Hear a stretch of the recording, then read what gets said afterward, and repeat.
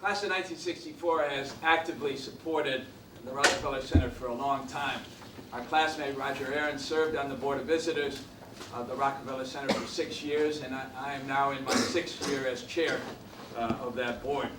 For many years, our class has provided funding for 2 or 3 students a year to go on off-campus internships that have been made available through the Rockefeller Center. And last June, our classmate Fritz Corrigan and his wife Glenda made a very generous gift of $5.6 million to support a leadership initiative at the center whose goal is to provide leadership training to all Dartmouth students.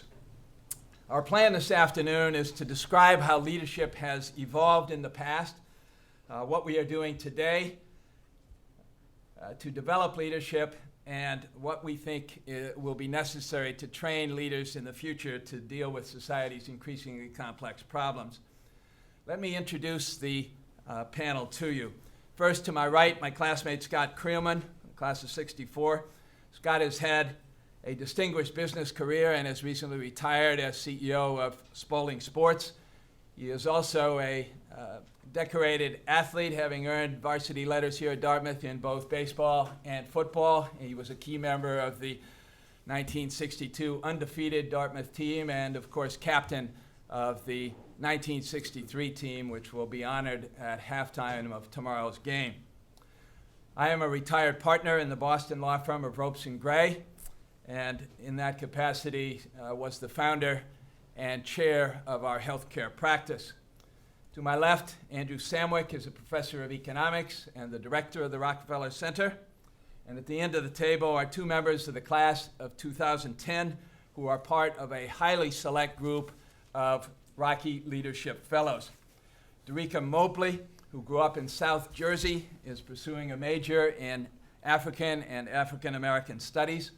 Her on-campus activities have included the Big Sib Little Sib Mentor Program, treasurer for the Minority Association of Pre-Health Students, program director for the Dartmouth Black Business Association, and a diversity peer advisor. She plans to pursue a career in the health field after graduation. J.R. SANTO, who grew up in Queens, New York, is pursuing a double major in government and economics.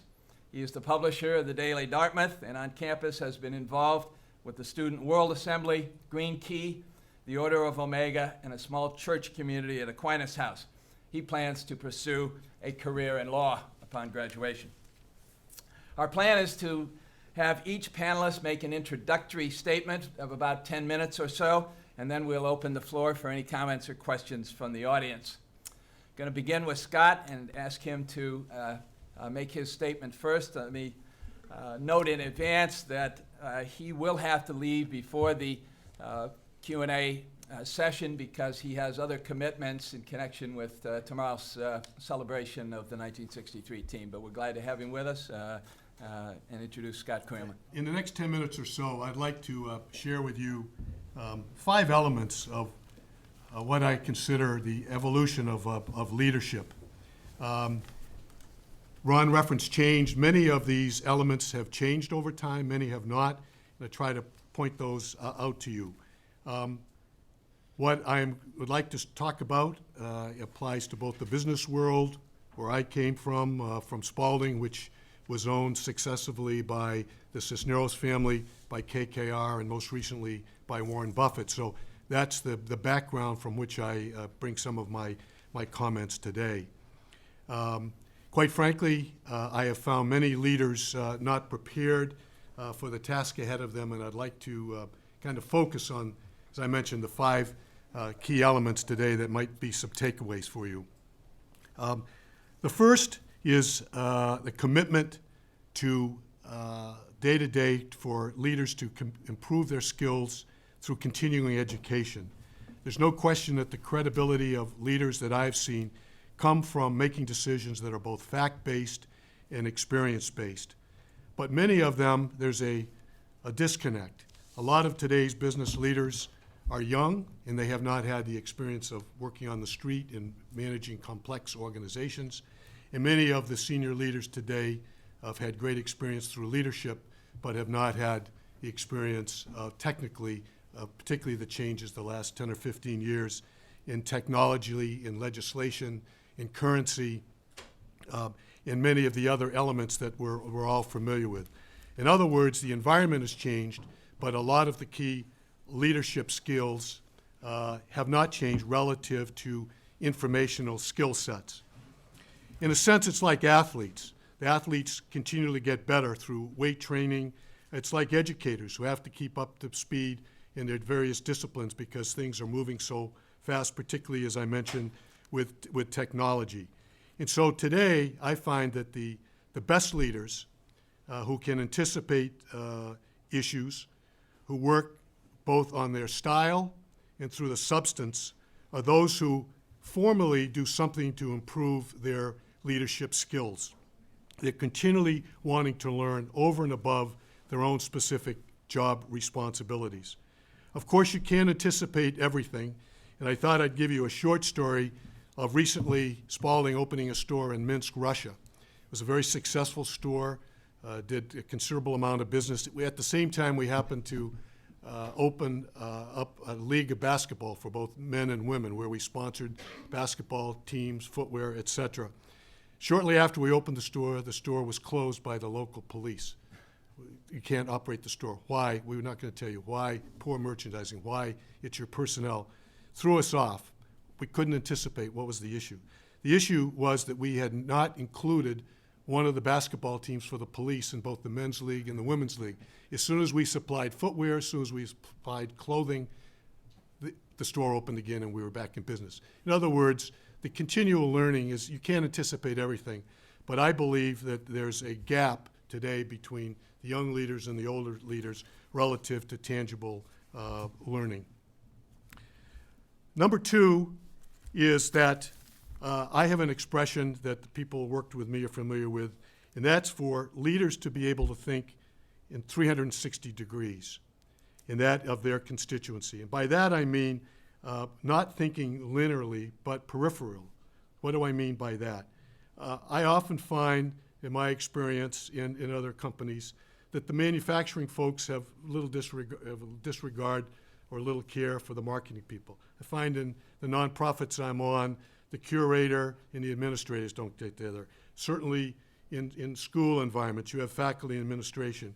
And as the world becomes more complex, we have partners. You have acquisitions, you have a number of different supplier acquisitions. And so it's very often that leaders, particularly in the middle development years, don't consider the 360 degrees. They don't understand the decision-making on all aspects of the business. And this is very important because before you decide what you're going to say, which we'll talk about in a minute, you have to decide who you're going to talk to. And with technology today, and with terminology today, and language today, all of the right talk, which we're going to talk about in a minute, the communication side, before that, you have to think of who it is that you're going to give the message to. And that may seem self-evident, but it always amazes me of who is not included in some of the key communication. As a result, the organization, both profitable, nonprofit and profit, are not as effective as they could be. So number two is to think 360 degrees, not linearly, but peripherally.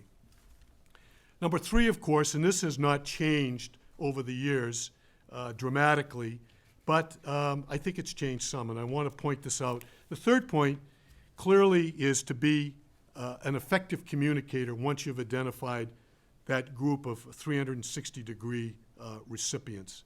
And as I said, some have stayed the same. Let me give you an example. The great leaders that I know always seem to have the ability to state the needs of the organization with a very clear vision.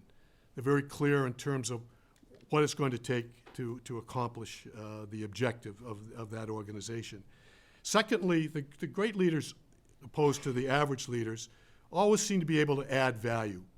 When you hear them, when you talk with them, you always take away a little bit extra, like that extra 20% on a package that you buy in the store. And the third thing is that the effective communicator always seems to be able to ask good questions. I don't know if you've noticed that, but they always seem to be able to ask good questions. They seek feedback. And that, in my experience, only seems to make them more effective communicators to that 360-degree group. What's different today than those skill sets which have been around for a long time? The first, of course, is the organizations are more complex, so the ability to be, as we are today, face-to-face, has changed dramatically. The role of the web, the blog, Twitter, get instant feedback. So sometimes, because of the 24/7 and the global aspect, sometimes you're getting responses before you have an opportunity to address other primary groups based on simple time differences. And so the effectiveness as a communicator has stayed the same, perhaps you might say, in substance, but has, I think, changed quite dramatically in style. I can give you an example of that. A couple of years ago, some of you may remember, we introduced a new NBA basketball. It was a synthetic ball rather than a leather ball that had been around, had been thoroughly tested. But by the time we launched that ball, by the time we had told part of the world, we already was on 3 or 4 websites of some of the top players. We already had an active communication with the Dallas Mavericks. Mark Cuban had his own personal website challenging Spaulding's ability. He had already hired a University of Texas physicist to prove whether the ball was right, which forced us to set up a blog with some professors from MIT. And again, here is communication. We thought we'd done a thorough job, but here was feedback before we had told part of our constituency.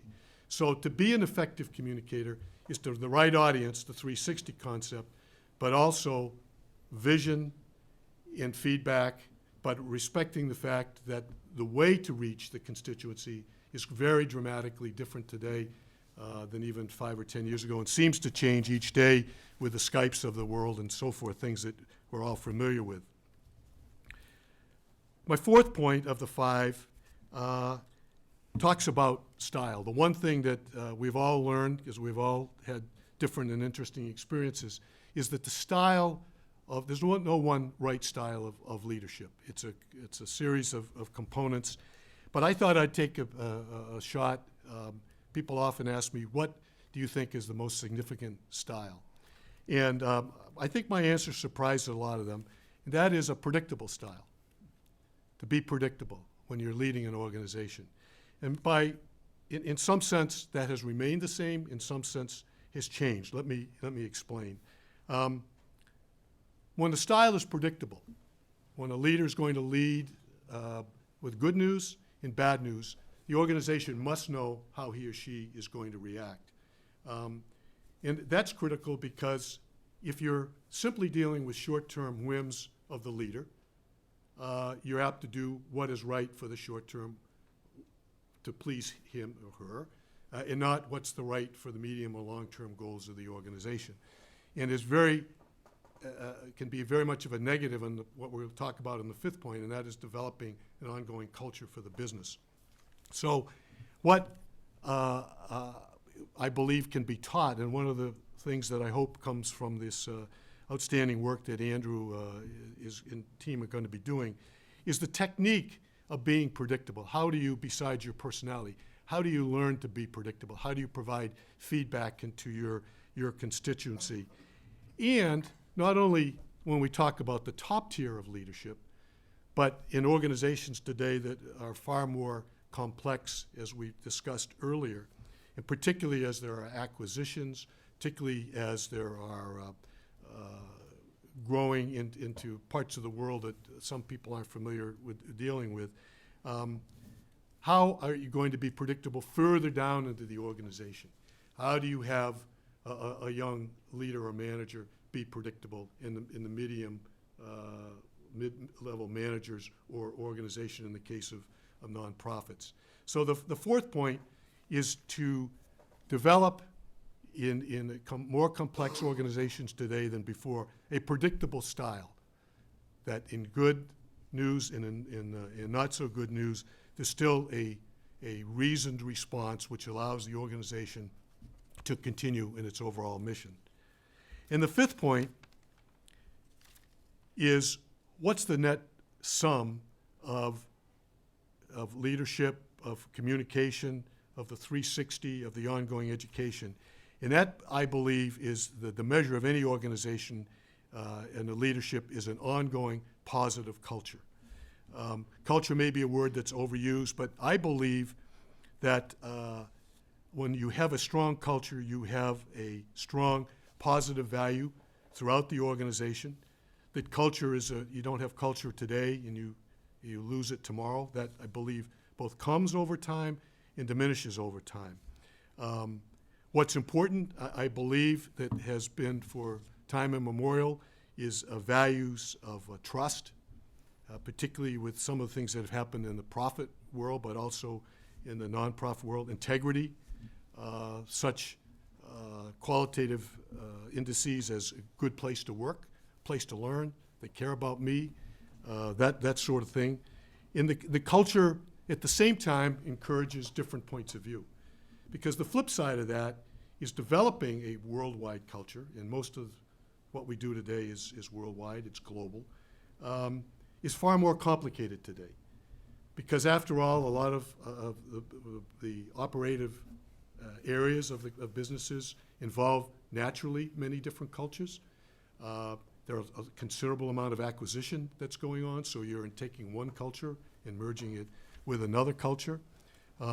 You have business partners who may be suppliers, they may be supplying ideas. A lot of small incubator companies are providing technology, and yet a leader and mid-leaders and leaders of these organizations have to be able to pull everybody together in a, quote, common feeling, common culture.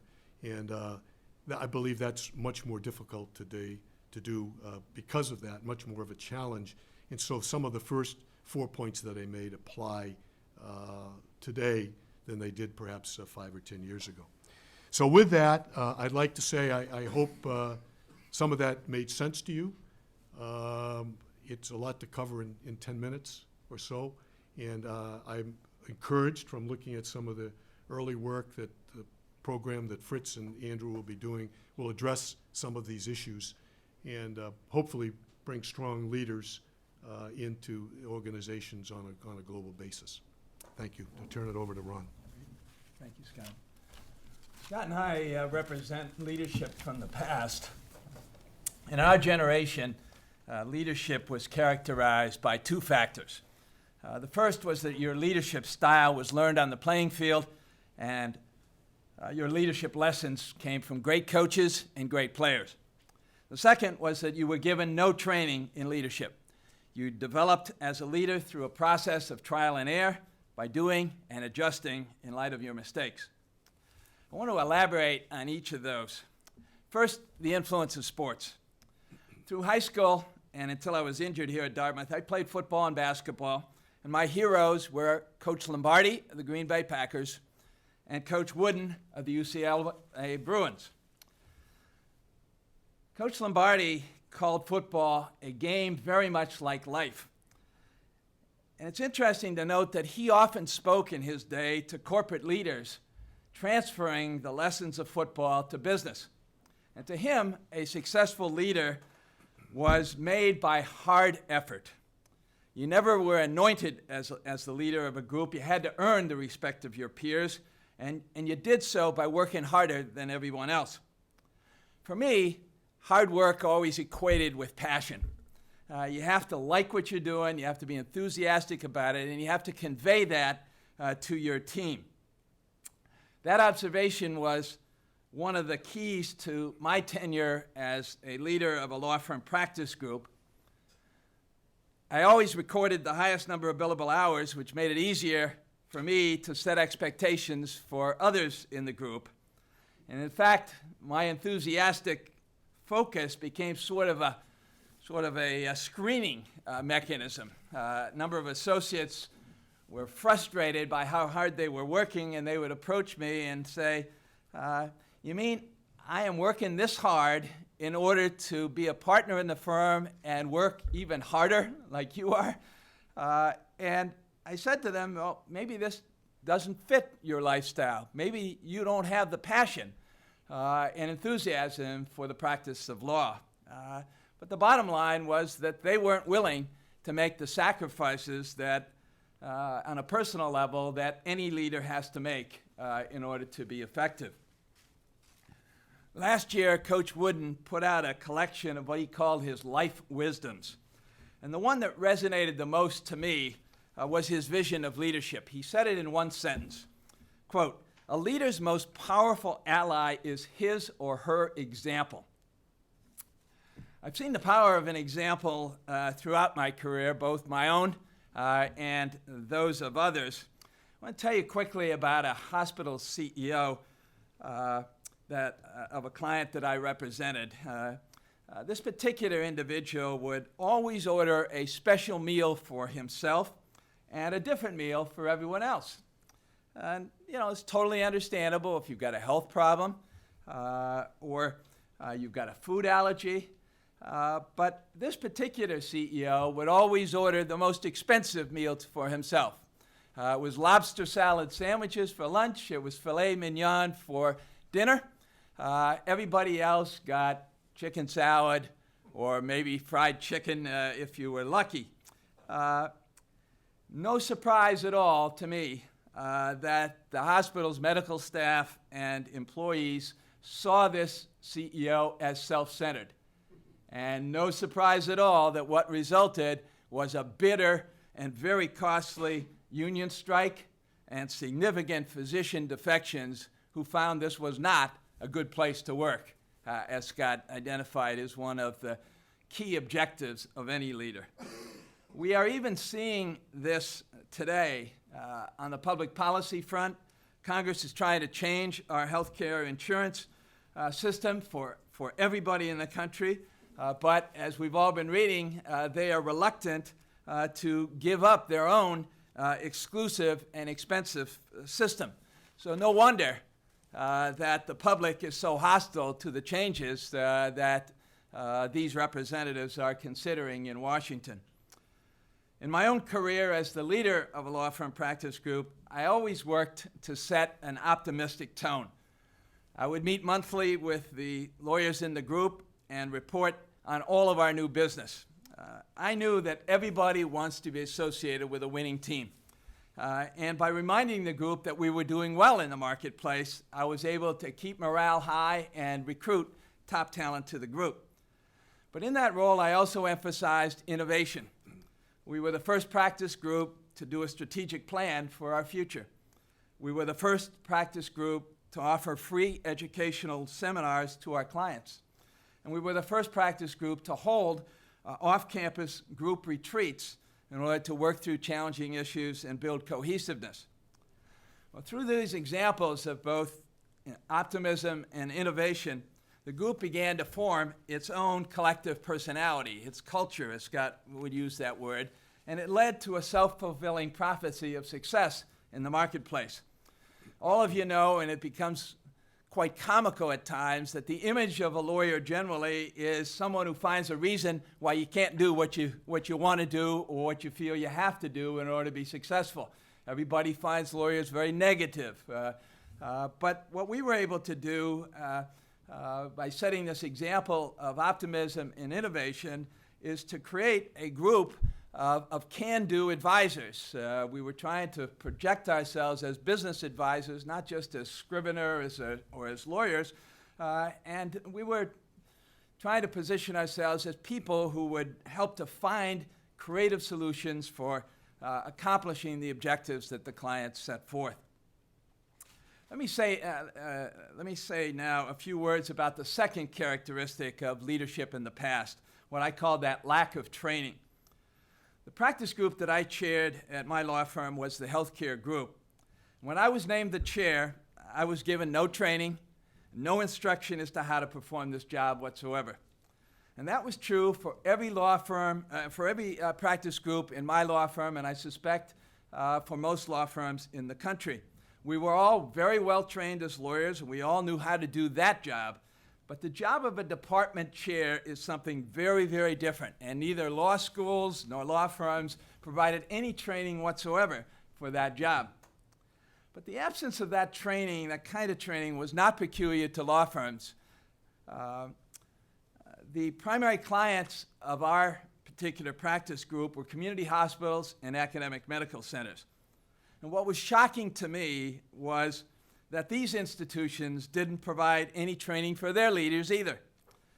If you were the best surgeon in the medical center, you usually became the chief of surgery. But many in that role were ineffective or even poor leaders. They had been trained to cut in medical school, and they could do that job very, very well. But they were not trained to lead, either in medical school or once they got out of medical school. And many were simply unable to leave their ego in the operating room. If you think about it, in the context of an operating room, a strong ego is a real asset.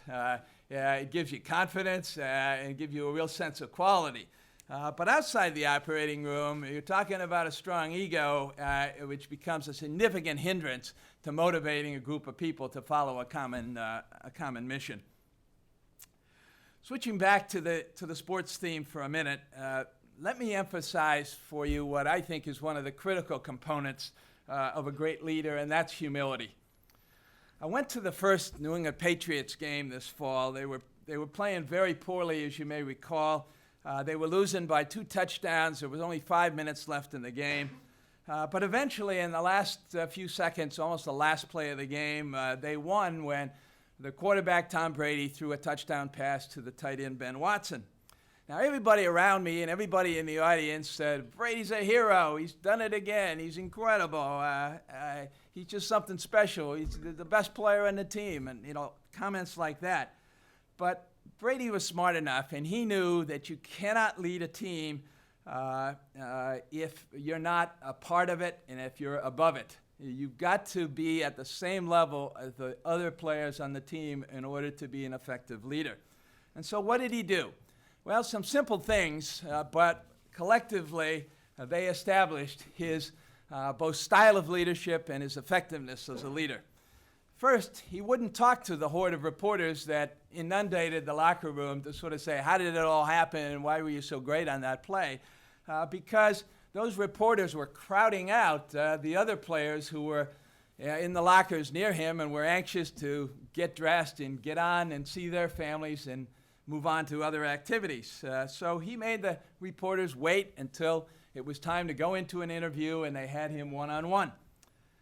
And then in that context, when asked about the play, he didn't say what, in fact, Ben Watson said and what everybody else saw who was watching that play, which was he threw a pass in the only possible location where that player could have caught the ball. He just threaded the needle. It was something that no one else could have done. That was not his comment, and it certainly wouldn't have been a humble comment if he had said it that. What he instead did was shift all of the credit to Watson. That was the best catch he's ever made. What an incredible play he made to win that game. And if you give credit to someone else, if you stay humble yourself, if you avoid the attention, you will create a team that will follow you and will make you the leader of that team. So humility is a critical component. Moving back to the lack of training feature, it was not only the clinical department chairs who lacked leadership training and in many cases leadership skills themselves. It was also, believe it or not, the CEO of the hospital itself, the very person named to lead the organization. Very few of these persons had any training either. And you know what? They hungered for it. They knew that without that kind of training, their tenure would be very short-lived.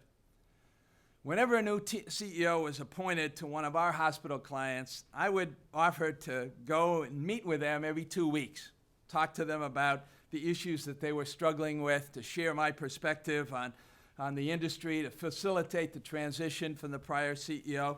And what was stunning to me was that this initial 3-year period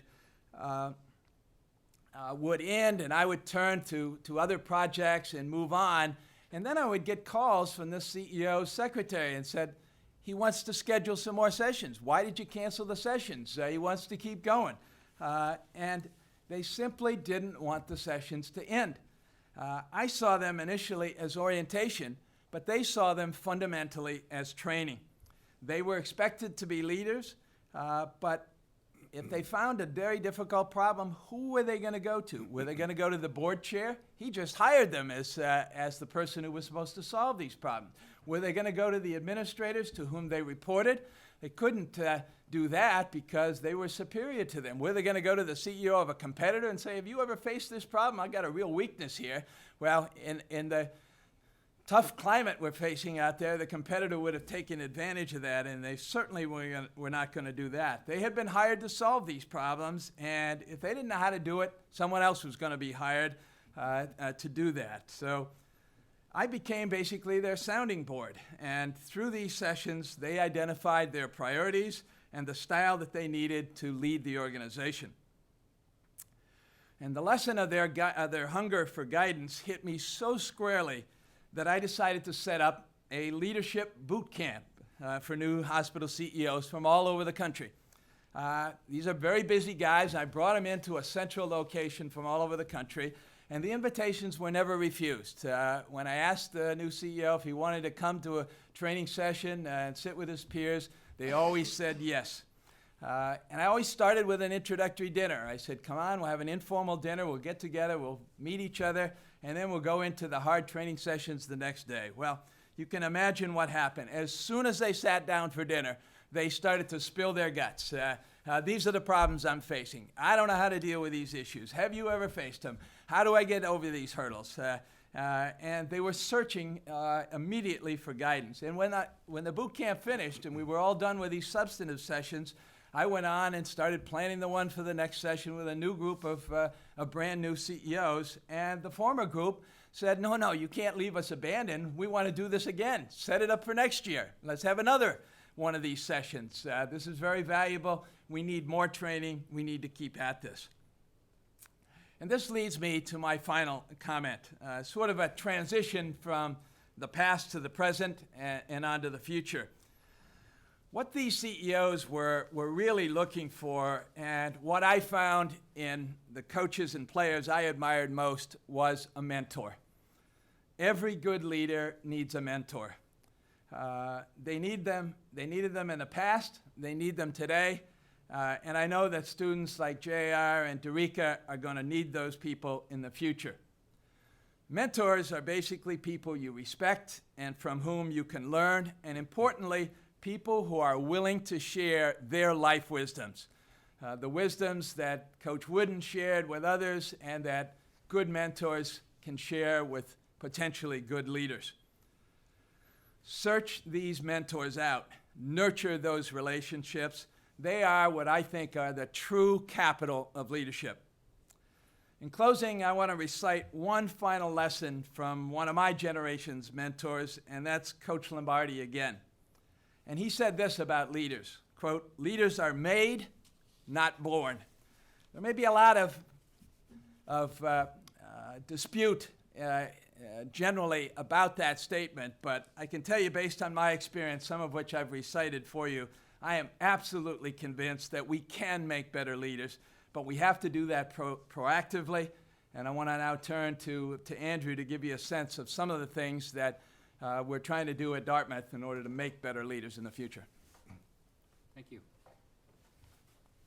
I'd like to say that I'm grateful to be on the panel, and I'm grateful to Scott and Ron for participating, and to the class of 1964 for populating the audience, as well as financial support and mentoring and participation in our programs. John Topping is a classmate and one of the biggest supporters of Rockefeller Center programs through his role at the Climate Institute in Washington, where he's hosted a number of our interns over the years.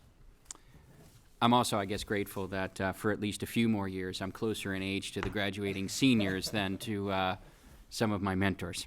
I want to take the time for my prepared remarks to talk about what it means to think about an active program of developing leaders as part of an undergraduate curriculum at a place like Dartmouth. And I think the context for these remarks are the unique set of challenges and opportunities that we face at Dartmouth in trying to carry out a key objective in support of our mission, both the mission of the college and the mission of interdisciplinary social science and public policy center like the Rockefeller Center. I think our starting point for a discussion of leadership in the undergraduate program is to look at the way the college articulated its mission the last time it set about doing so. And some of you may have noticed this and remembered it very much. Others may not have quite noticed. But in April of 2007, the college came up with a very succinct, one-sentence expression of what the mission of the college was. And I'll just read it for you because it's only one sentence, which is the key feature of a mission statement, I think. Dartmouth College educates the most promising students and prepares them for a lifetime of learning and of responsible leadership through a faculty dedicated to teaching and the creation of new knowledge. So there's one word in there that you may not have expected to be in there. It's the focal point. It's where the mission statement gets interesting. That's the word leadership. And so it seems like the next steps for a faculty at a college with that mission is to articulate what it means by leadership. Everyone who believes that what they're doing is on mission ought to have a working definition of the key word in the mission statement. So I'm an economist, a director of a public policy center, a sometime mentor to undergraduate students. I think leadership is the process of influencing and organizing a group to mobilize its resources toward accomplishing a shared goal. That's what I think of. And the words in there that are important to me are mobilizing and accomplishing, of all the things that are in there. And I think it's worth noting that the common understanding of leadership is one where the leadership is very much related to authority, the authority of being in a particular position, often a particular position within an established hierarchy. And it's certainly true that if people in positions of authority don't exercise leadership, the organization has a problem. But I would say that too much of an emphasis on authority leaves out the other critical elements to how leadership happens. One is power, the ability to make someone do something. That's probably the less hopeful and optimistic element of how leadership happens. The last is influencing, and that's why it's a part of the way we would define it. If you can influence the group, then you have, in a sense, led it. Only a subset of the people who we would like to exhibit leadership characteristics are going to be in formal positions of authority. The clearest example, and the one that's directly relevant in a public policy environment, is that I'm probably never going to be the mayor of the town I live in. I nonetheless hope to influence groups and mobilize resources in order to effect positive change in my community. So how do I do that just as a citizen? Well, it's obviously not because I have the authority to direct resources that have been devoted to the government apparatus. It's because I get well connected in my community. I develop a reputation for speaking candidly and accurately about problems facing all of us. I would develop a reputation for listening, for considering, for having good judgments. All of those things are part of leadership. It goes beyond that I might be the chair of some committee on a town commission or the like. And so that is something that I think has to be stressed to students, particularly in the realm of public policy.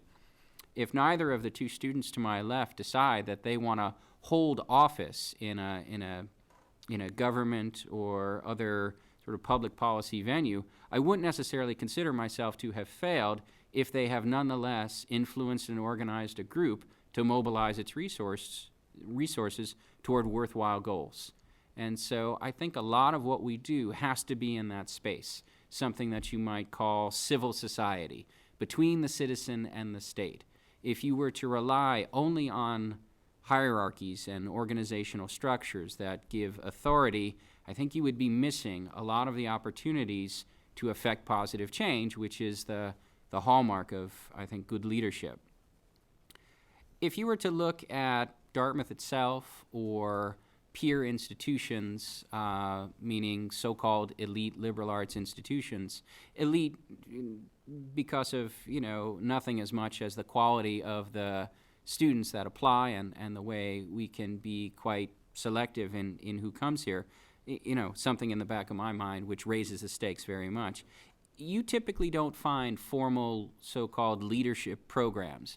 You find those typically at the master's level, whether in schools of business administration or public administration or public policy or the like.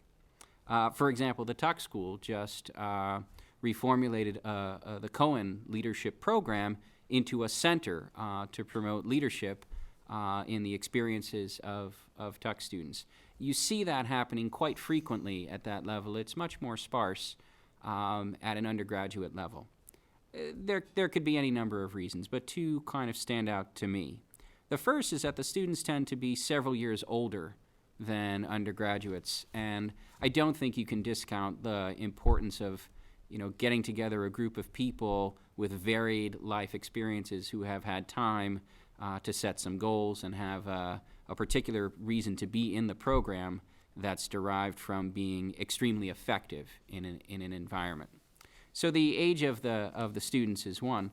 The second is that the curriculum tends to be focused on something that's more narrowly defined than what we think of as the liberal arts. And in fact, you know, nowadays you sort of don't really find a core curriculum at you know, the so-called elite liberal arts institutions that may have existed in years past. It's certainly been on the wane, at least since the Vietnam War and the tumult that associated with higher education of this sort. So you have a much less control, as it were, over the shared experiences of the students in the context of their education. In a sense, it's open to a lot more variety. And so it's not clear that you can make things accumulate in a way that is meaningful, as I'll describe in a minute. I was interested to see how President Kim, in his first few speeches to the Dartmouth community, both on campus and in our wider community, was going to describe the purpose of a Dartmouth education. And luckily, he said what he meant. He said, "Understanding what ennobles human life and intensifying our capacity to experience it is the very purpose of a Dartmouth education." And I think it's fair to say that doesn't immediately strike you as having anything to do with leadership per se. I do think there is a connection, and it's as follows, which is that the good judgment that comes from a rigorous and empathic study of the liberal arts is what arms a young person with the ability to understand the difference between what we say is doing things right versus doing the right things. That's what I hope my students get, is a sense of judgment and ethics and the like, which you can pick up through a careful and intensive study of almost everything that you would find in the undergraduate curriculum. And primarily it's because of empathy, and that's why it was nice when President Kim referred to studying Shakespeare as a deeply practical activity, which is it gets you more in touch with the things that ennoble human life. I totally respect that, but I wonder if that's enough, in the sense that the liberal arts education is going to provide a broad and deep understanding of the world, but it's not by itself going to get young people to meaningfully engage with the world. Something else has to happen. And I think what folks who return to campus who are some years my senior often tell me is that, we did learn by doing. We eventually pick this up. But with the benefit of hindsight, it would have appeared that some more explicit guidance, some mentoring along the way, would have put us in positions to do more or to do more quickly than we were able to do. I don't want to discount the value of life experiences, but I do want to understand that you can't be passive in your education. You ought to be active. If you're going to train an army of leaders such that the world has never seen, you're going to have to specifically do some things besides exposing them to the accumulated wisdom of human history. It's going to have to be participatory. And, the reason I don't need an alarm clock to get to work is because I come in pretty excited to work on those sorts of challenges. So it's a very nice thing when a student or a former student can teach the professor something. And we now have one member of our Board of Visitors who is a former student of mine. and her name's Allison Fergale. She's a member of the class of 1997. She went from being an honor student in my classes to, I think, work in the consulting world for a couple of years, and then on to get a PhD in organizational behavior at Stanford, and is now on the faculty at the Keenan Flagler School of Business at the University of North Carolina. And she has spent, in part because it's related to the organizational behavior that she studies, but also because she's involved in a business school curriculum. You know, in consultation with her, we've sort of adopted some of the things that they do there as a way of thinking about what would it actually take to develop leadership in Dartmouth undergraduates. And there are really 4 elements that we've sort of tailored to our purposes. The first is rigorous environments in which to learn knowledge and skills relevant to leadership, whether this happens in or out of the classroom. The second would be consequential opportunities to apply this knowledge and practice these skills. That's what I really mean about engagement. The third, and this one gets overlooked, is critical and constructive feedback on how people have done in these opportunities. And the fourth one, which we almost never take the time to do, is reflection on the lessons learned, so that the next step, the last step, the setting of goals that would occur as a result of learning, practicing, receiving feedback can be that much more ambitious. I think once you've got those 4 elements together, the learning, the applying, the feedback, and the reflection, you've set yourself up for a very virtuous cycle that, you know, with any luck will sort of get its own momentum, and by the time the students are ready to graduate, they understand that that process is a lifetime of learning and responsible leadership. I think a candid assessment of how we do things at Dartmouth and in higher education more generally suggests that, you know, to put it mildly, we rock on this whole rigorous environments to learn knowledge, and in particular when it's a classroom experience. And I think candidly we do less well on the other elements of this. I don't for a minute think that Dartmouth does this poorly relative to our peers, and in fact I'm going to talk about some of the things at Dartmouth that should give us hope that we can do this very effectively and in a sense be exemplars in the way this is done. The challenge, I think, in the liberal arts curriculum, if that's what you've set about as your medium to work in, is that it's all over the place, and there's really no guarantee that the different elements to which any individual student is going to be exposed, that those are going to accumulate in some way so that you get through this cycle. And I think that is our challenge. It's harder in the liberal arts curriculum to be able to put that together when you have younger students with less life experience to help guide that process, and when you explicitly disavow the notion of a core curriculum. Not to say that a core would be better or worse, just we don't do things that way. And so I think it requires thus more effort, more coordination to allow this to happen in a more varied environment. And so I just want to sort of start wrapping up my formal comments here by saying how we do these sorts of things at Dartmouth and what some of our advantages are. I would say that the first advantage, and this is the perspective of a social scientist and someone who's very engaged in applications, as public policy is almost bound to be, is that in the social sciences, my students aren't in competition with anybody else for access to my time. There are graduate programs in the sciences, and I don't begrudge them, because the way they do graduate programs in the sciences here, it's in a way that expands the opportunities, typically through labs and more complicated and multidimensional research projects for the undergraduates as well. And so I think what Dartmouth does well is that it simply hired enough faculty of very high quality so that the students do not lack for opportunities for close intellectual contact and mentoring with the faculty. I mean, going directly to Ron's point, if mentors are essential, then you need to make sure you have populated the campus with an exceptional number of very good mentors. And I think Dartmouth does that by dint of how it is set up, the sort of the ratio of faculty to students.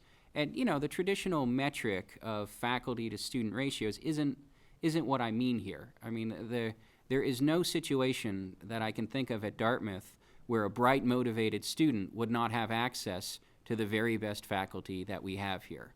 I mean, that sort of access is what I mean by having enough faculty, and I think we do. And it goes directly to where you're going to spend your money. That has been a long-standing tradition at Dartmouth. It's been true in the 15 years I've been here. I suspect that those in the audience would agree that it was like that in whatever era they came to Dartmouth. The second thing that I find just fascinating here, and maybe the students will disagree with me, is I think the D plan is one of the coolest things ever. And the reason is that it does not allow students to fall into the habit of thinking that school is school and the summer or some other time is not school. I mean, students do some of the most amazing things on and off campus because of the way the schedule is set up here. It is something that really speaks to flexibility and the individual student taking some responsibility for how they're going to manage their time. I went to a place with semesters, and I refer to it as an arm's length transaction as my education.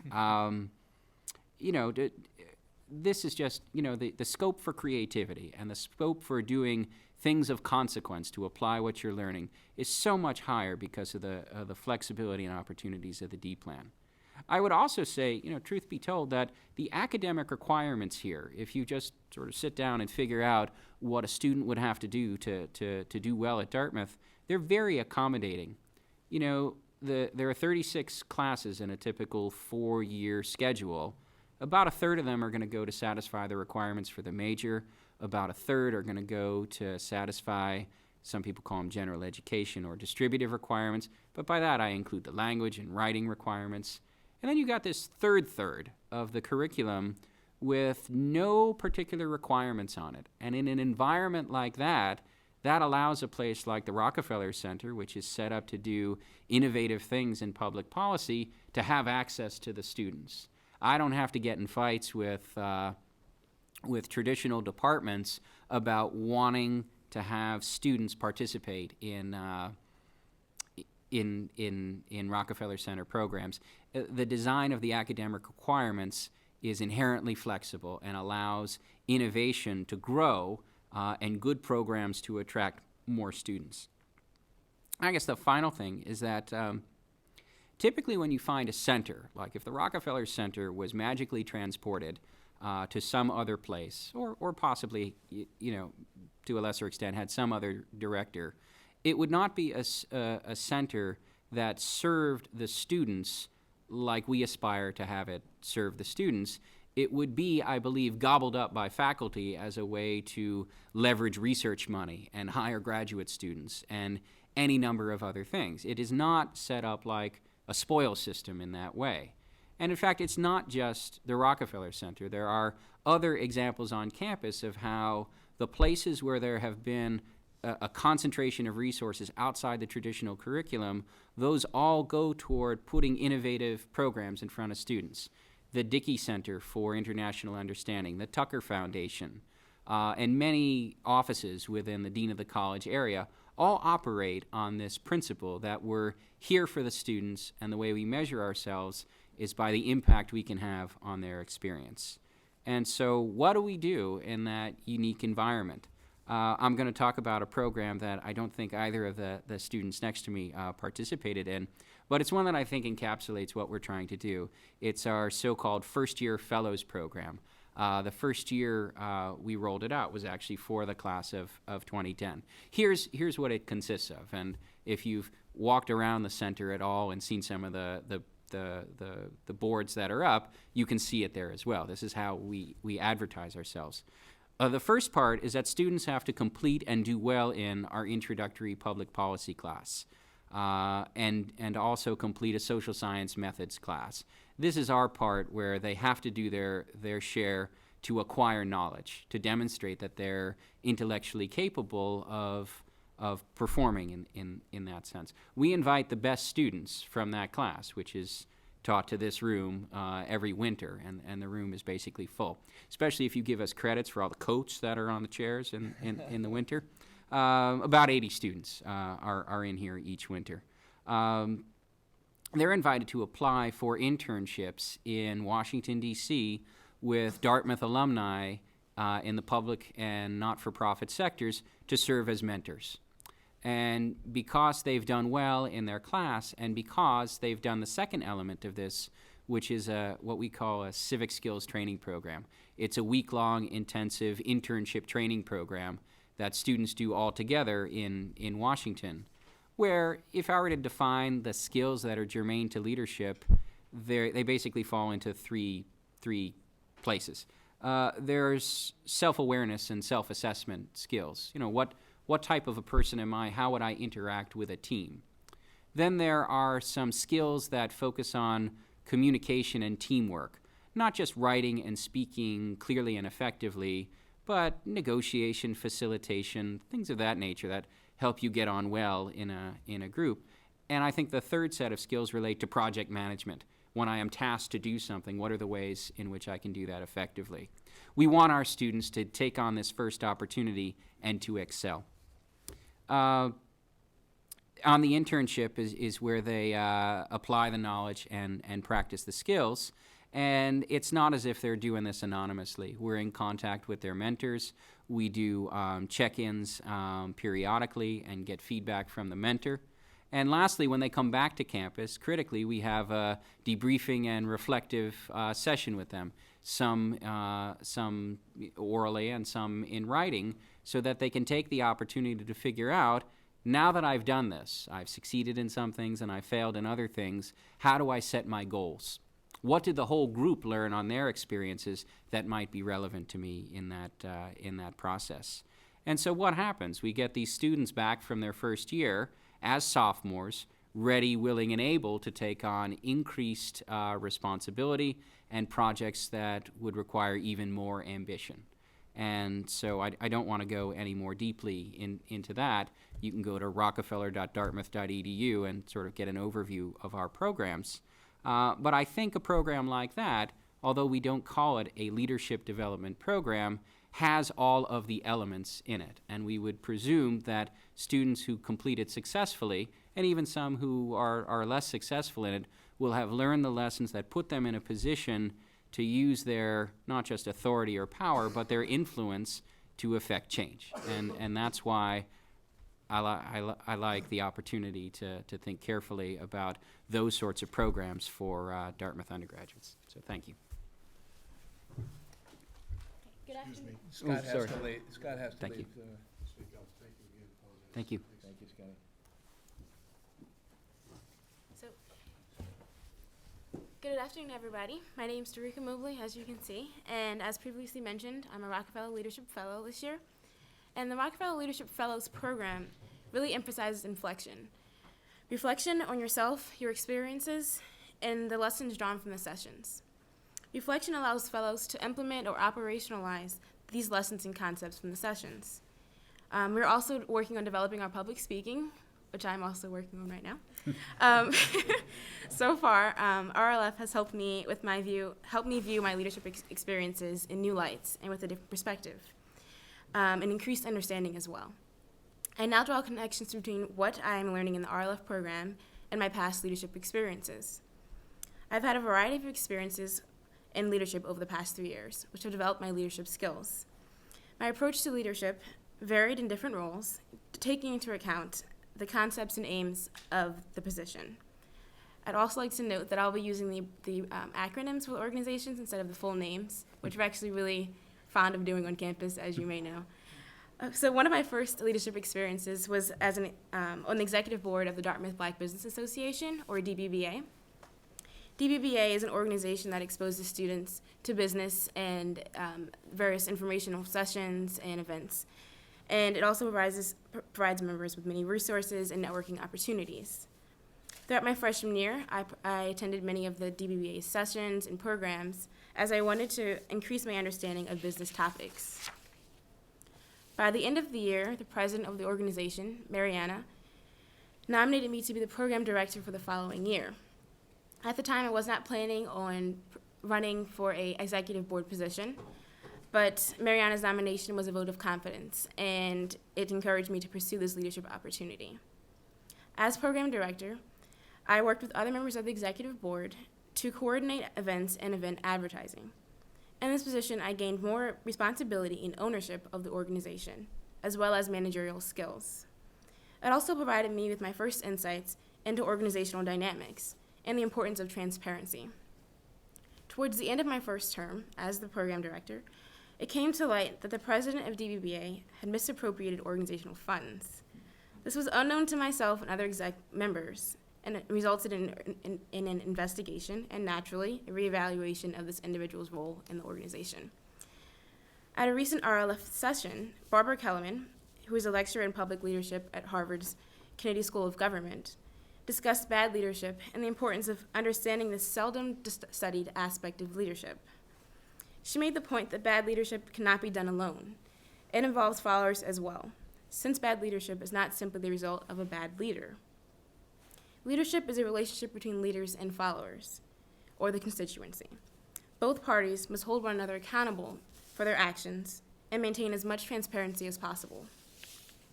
Through this experience, I further realized the value of learning from instances of bad leadership, just as one learns from failures. Another organizational leadership experience I had was during my junior winter term.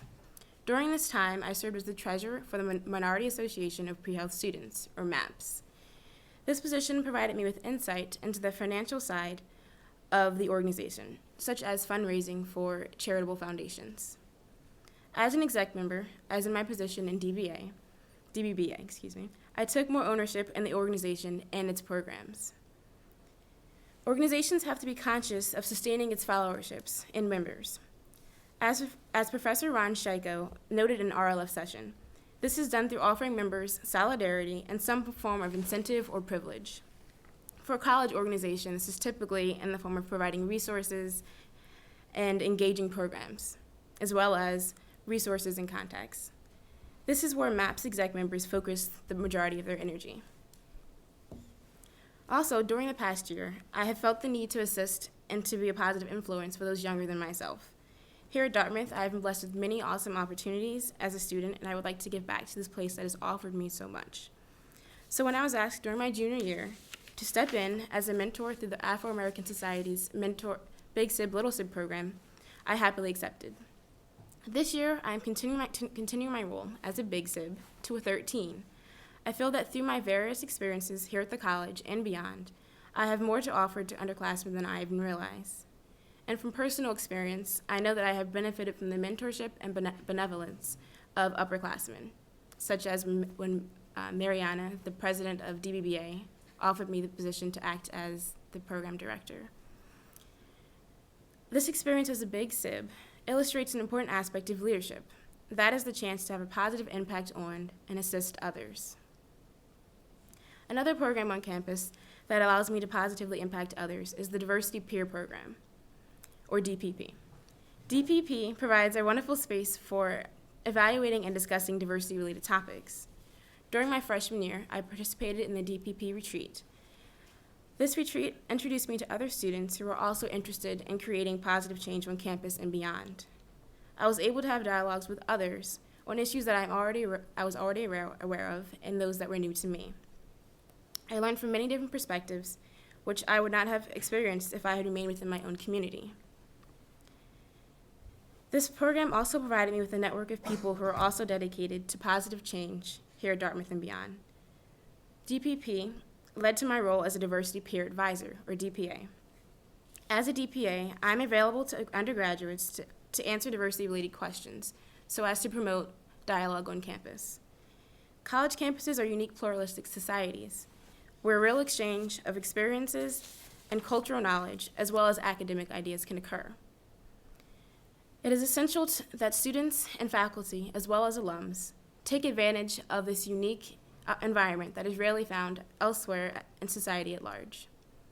Unfortunately, as in any pluralistic environment, insensitive and hurtful events do take place, as DPAs realize. As such, DPAs are available to offer support to students and direct them towards college resources. Similarly, I was able to assist students academically during my sophomore and junior years as a study group leader for Math 1 and Math 2 through the First Year Office's Integrated Academic Support Program. Every week I held sessions and provided private tutoring for students as needed. Once a week, I and the other students' study group leaders met with the first-year dean in charge of the program to discuss the students' progress or any problems they were having with the course, and to suggest ways to assist them so they could get the most out of their courses. As a study group leader, students expected me to have all the answers.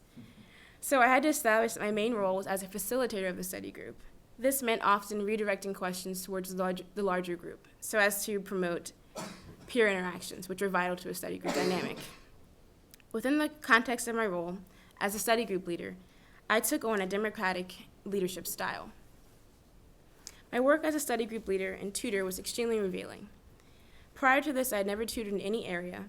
However, I found that to be able to help another person gain an understanding and appreciation for the material or subject matter is very rewarding. It was wonderful to be able to assist these students, as I had also been in Math 1 and 2 and been in a study group myself. So in these various leadership positions, I've had to learn to step up or step back as the situation required. I had to adapt my leadership style to the individual context and group so as to be as effective as possible. I learned the value of establishing a sense of ownership, of learning what not to do as a leader, the value of assistance in leadership, and finally, the value of transparency and dialogue. As Brown University President Ruth Simmons said at the recent Reflections on Leadership for Social Change panel here at Dartmouth, quote, "To be a leader is one thing, but to be comfortable in your leadership is quite another," end of quote. Through the insightful sessions and interactions as a Rocky Leadership Fellow, I continue to grow as a leader, as does my comfort in this role. Thank you. Thank you, DERIKKA. I appreciate that. Barbara Kellerman, someone that DERIKKA mentioned during her presentation, is an eminent scholar of leadership, and she came and spoke to us at the Rocky Leadership Fellows. She mentioned the importance of followers. And looking at the word leadership, ship is the latter part of that word. You can't just have a leader, a good leader, and have good leadership. You need good followers as well. I'm going to speak to that throughout what I've learned through my work as publisher of the Dartmouth. One main question has always come up. What motivates people? And I have two answers that I'm still working on developing, but from my experiences, I have two answers to this question. First is recognition, and the second is a sense of ownership. On this first point of recognition, I'm going to tell you a little story. I was on a very small plane coming into West Lebanon. If you've never been on this plane, it has a total of maybe 6 seats for passengers. The pilot was about an arm's reach away from me, as well as the co-pilot. This was over the summer prior to the start of my senior year. I was reading a book on leadership for the Rockefeller Leadership Fellows program. And I was reading this throughout the entire flight, and at the end of the flight, after we landed, the two of us in the airplane clapped for the pilot and co-pilot, and the pilot turned around and asked me what I was reading. And I told him it was a book on leadership. And he said, "You know what, there's one thing you need to remember about leadership." And I listened very attentively. He cited a study that studied employers and employees across the nation, asking what motivates you for the employees. And there were various options. There was a bonus, a salary increase, I think even dinner, food options, little retreats, that sort of thing. But the answer that everyone settled on was surprising. It's a very simple answer, a thank you. So this is that recognition aspect of leadership. And I've found this resonates a lot with my leadership on the Dartmouth. To give some context, in this year, as publisher of the Dartmouth, the Dartmouth is both fiscally and legally independent from the college. So as the Dartmouth Incorporated, it has weathered the same blows that our peers across the print media industry have. And this, you would think, would be a blow to morale, as it has been across the entire industry. But one thing that I've found is very important, we have 250 very talented and very eager young students who all want to be leaders.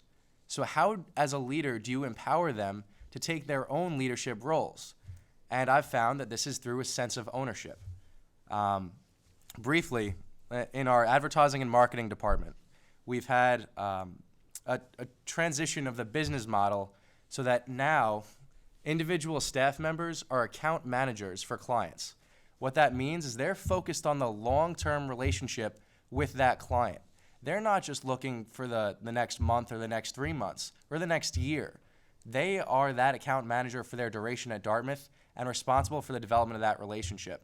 When you give them that opportunity, I've found that there's a surprising amount of fresh ideas that come from those individual staff members.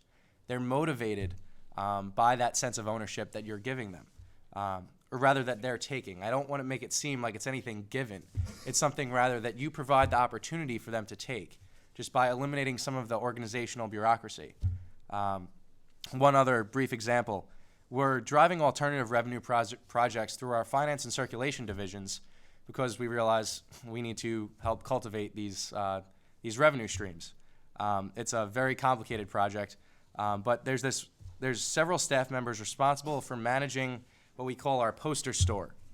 It leverages our content in a way that students can hang posters in their dorm rooms that aren't generic posters, but are rather posters that are created for the Dartmouth community by the Dartmouth. And we've had so many fresh ideas coming from these students. I am sort of convinced that the way to motivate these younger leaders is to give them that ownership. Earlier, Ron mentioned innovation in his presentation, and that innovation comes from these fresh ideas. Scott mentioned continuing education. He was talking about formal continuing education, but for me, this sort of giving students this sense of ownership, those fresh ideas, that is another aspect of continuing education. Professor Samwick, he mentioned leadership does just not come from one formal leader. That's just not the way it can work efficiently, especially when you have things evolving so quickly through the web and the latest technologies. And lastly, DERIKKA mentioned that in her study group, she redirected questions to others who were in that study group. And in doing that, she brought in the talents and the ideas of those younger members. So these 2 points, recognition and a sense of ownership, they're both very related. In fact, it was hard to make them 2 separate points because they're rooted in similar leadership practices. For me, I believe leadership is necessarily motivating other leaders. And doing that is both giving the recognition where it is due, as I believe Ron had mentioned earlier, with the example of Tom Brady.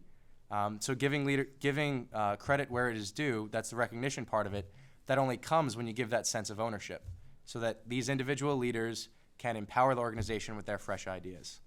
So thank you for listening.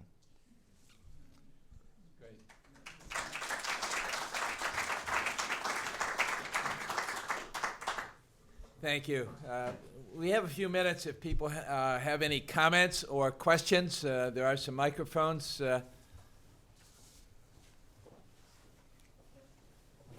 Bob over here on this.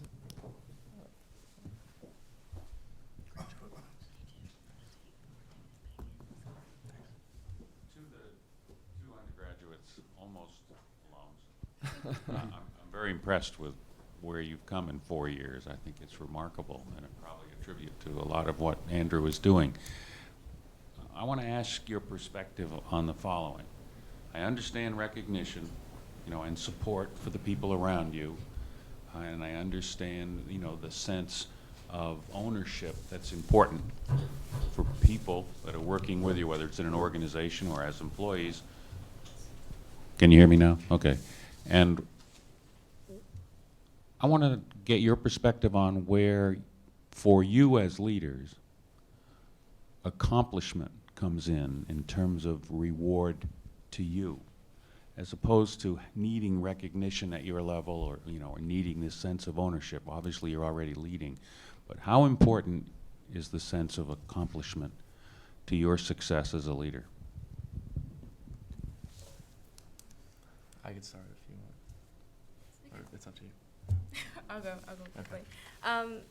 Well, I think for me, specifically when I was a study group leader, I feel that sense of accomplishment that I felt was when I felt the students were able to grasp their concepts, and I was able to help them move in that direction. So that was, like I mentioned, a great feeling for me to be able to help them in that way.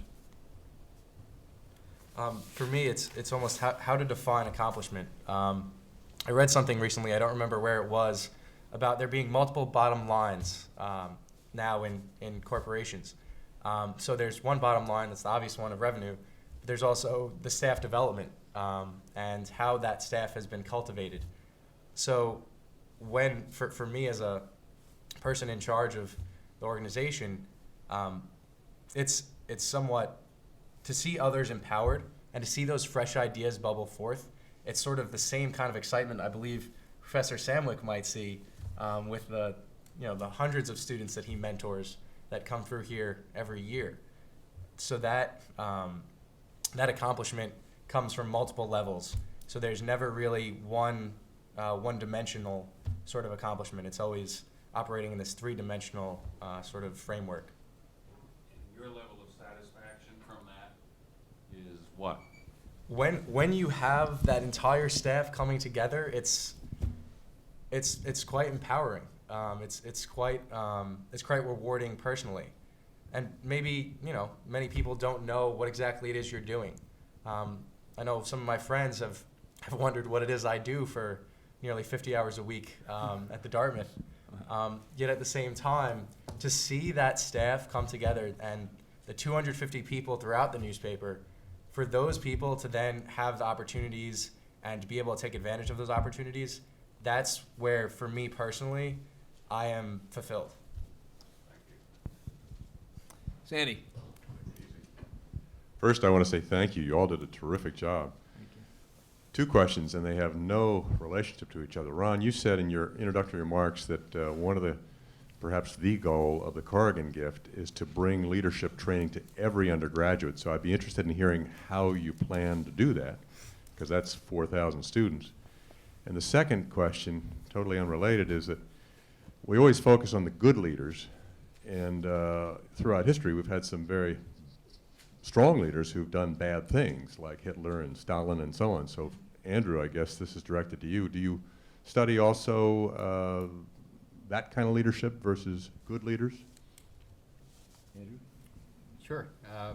The students mentioned one of the sessions that they had in the Leadership Fellows program, which is our senior year program to offer the opportunities for reflection, the imparting of some new knowledge, but mostly a synthesis is what I hope they get out of it. They mentioned Barbara Kellerman's session. We had her up for a number of reasons that day, and she pinch hit in a session, and she's just written this book called Bad Leadership. And so, in fact, the book starts out with a taxonomy of 7 different types of bad leaders, ranging from the incompetent to the callous or the evil. And so that was a nice session. I mean, to partially answer some of the things that are in the question you asked, Ron, I mean, this idea of teaching leadership can be badly misunderstood as to what its purpose is. The things that we've all talked about as leadership skills, good speaking, good communication, good networking, aspects that relate to good teamwork, leading by example, and all of those various things we discussed. None of them is sufficient for leadership. I tend to call them almost always necessary, but nowhere close to sufficient. I think what you have to do is you have to populate the undergraduate experience with opportunities to learn about those things and to put them into practice. And so in the course of doing that, and with the critical elements of feedback and reflection, students will be able to understand places where they did it well and places where they did it poorly. And so that naturally includes bad leadership. Just like a study, just like taking Economics 1 doesn't make you an economist, but also just in the study of economics, you study not only when it went right, but also when it went wrong.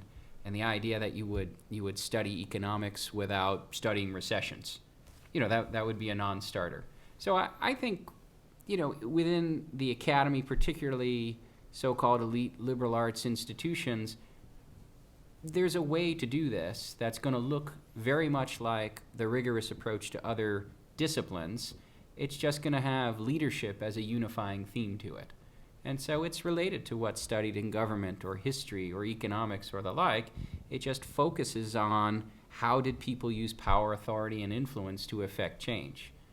To affect change doesn't presume positive change. And so that's how I think about it. Yeah, Sandy, as to the Corrigan gift, obviously that's an ultimate objective.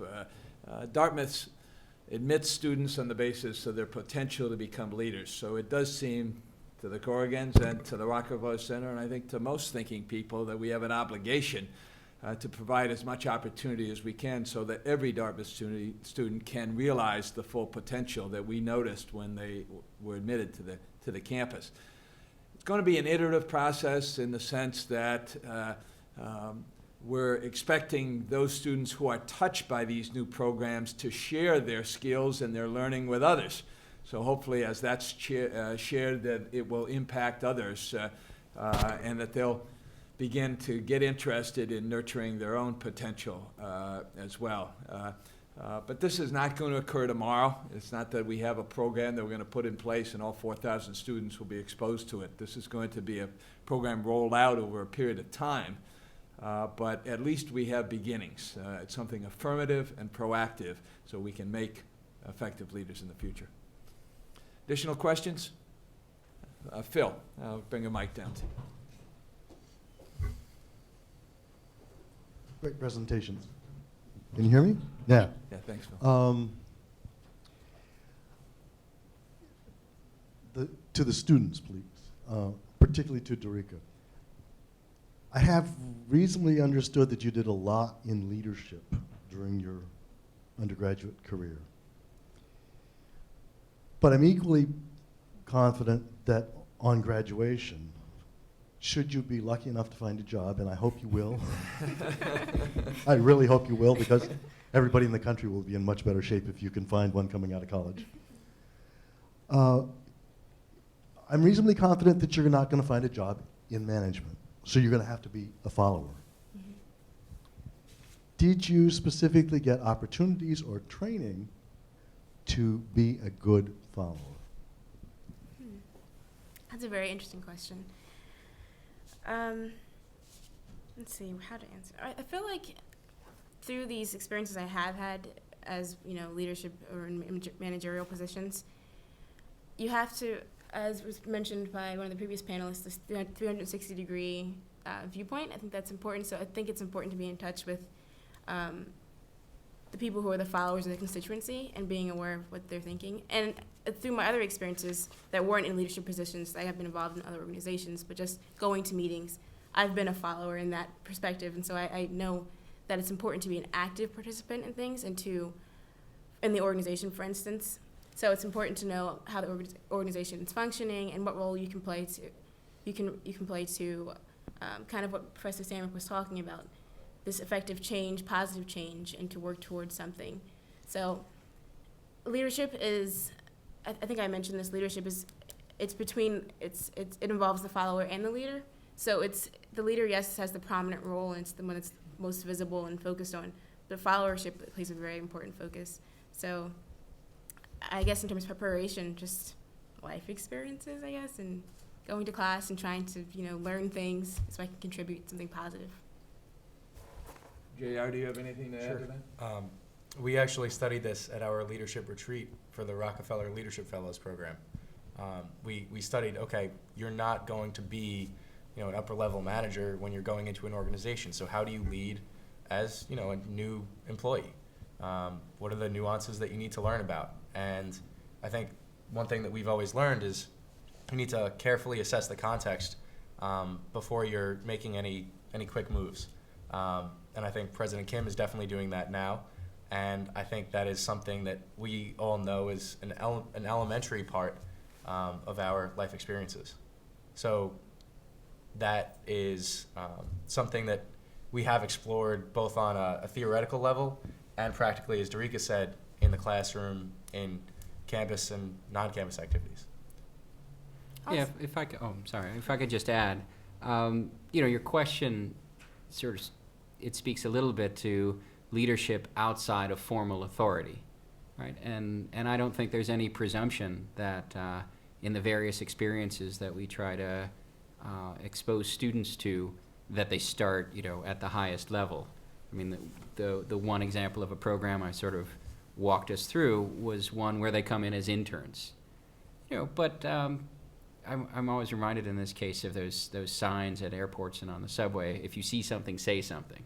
I mean, that is an act of leadership, right? That is sort of standing up. I mean, you can't, part of what we try to convince the students of is that there's an opportunity to influence and organize people, to mobilize their resources, regardless of your position in the formal hierarchical structure. And so, you know, they should hit the ground running with that.